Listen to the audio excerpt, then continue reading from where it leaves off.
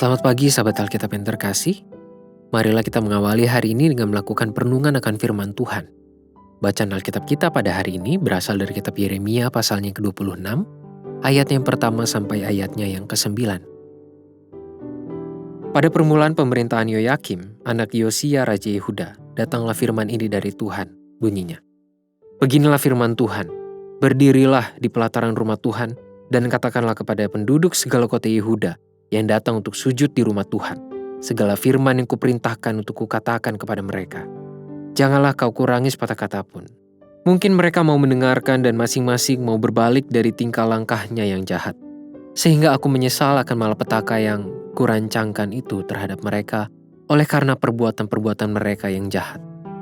Jadi katakanlah kepada mereka, beginilah firman Tuhan, jika kamu tidak mau mendengarkan aku, tidak mau mengikuti Tauratku yang telah kubentangkan di hadapanmu, dan tidak mau mendengarkan perkataan hamba-hambaku para nabi yang terus-menerus kuutus kepadamu, tetapi kamu tidak mau mendengarkan, maka aku akan membuat rumah ini sama seperti Silo, dan kota ini menjadi kutuk bagi segala bangsa di bumi. Para imam, para nabi, dan seluruh rakyat mendengar Yeremia mengucapkan perkataan-perkataan itu dalam rumah Tuhan. Lalu sesudah Yeremia selesai mengatakan segala apa yang diperintahkan Tuhan untuk dikatakan kepada seluruh rakyat itu, maka para imam, para nabi, dan seluruh rakyat itu menangkap dia serta berkata, "Engkau harus mati.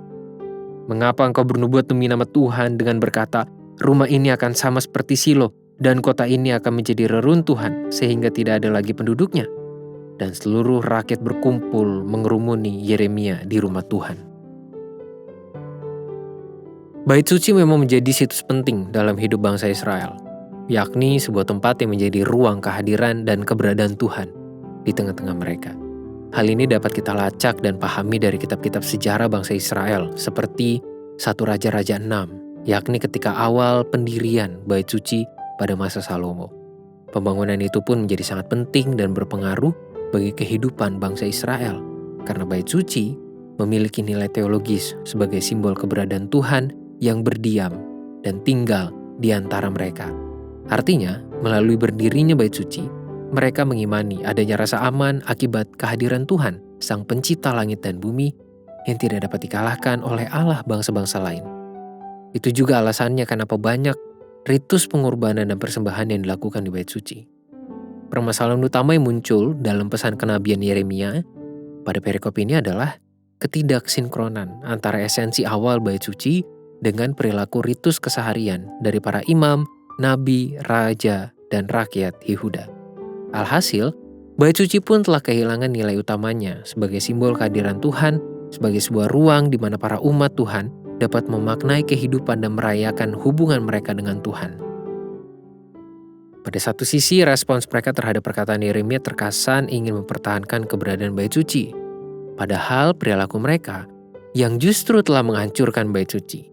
Perkataan yang Yeremia sampaikan hanyalah menunjukkan akan datangnya sebuah masa kehancuran Bait Suci secara fisik, namun perilaku mereka justru menghancurkan Bait Suci secara esensi dan melanggar nilai teologis yang mendasar dari bangunan tersebut. Sahabat Alkitab, pesan kenabian Yeremia yang disampaikan kepada seluruh penduduk Yehuda perlu kita jadikan sebagai otokritik. Hal ini dapat menolong kita untuk terhindar dari sikap hipokritis atau kemunafikan beriman kepada Tuhan. Hal yang paling berbahaya adalah ketika umat yang mengaku percaya kepada Tuhan telah meruntuhkan nilai-nilai mendasar keimanan kepada Tuhan tanpa ia sadari dan tidak mau disadarkan. Bukankah kita terlalu penat untuk melihat perilaku banyak tokoh pemimpin yang tidak dapat mengimplementasikan nilai-nilai kepemimpinannya?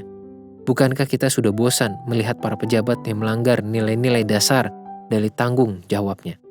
Bukankah hal ini akan jauh lebih terasa dalam hidup keimanan, yakni ketika perilaku hipokrit itu menjadi bagian dalam relasi kita dengan Tuhan. Marilah kita berdoa. Tuhan, tolonglah kami untuk terhindar dari kemunafikan beriman kepada Tuhan. Jangan biarkan justru kami bertumbuh, berkembang dengan pemahaman yang keliru dan memanipulasi Tuhan di dalam kehidupan beriman kami. Seolah-olah kami berusaha mempertahankan kekudusan dan keberadaan Tuhan, tetapi justru melalui tingkah langkah kami dalam kehidupan seharian kami. Justru kami sedang meruntuhkan dan menghancurkan kekudusan dari keberadaan Tuhan itu sendiri. Jangan biarkan kami hidup dalam kemunafikan Tuhan, dan mampukanlah kami untuk menerima dan bersedia untuk disadarkan, ditegur oleh firman Tuhan. Hanya dalam nama Tuhan Yesus kami berdoa dan mohon. Amin.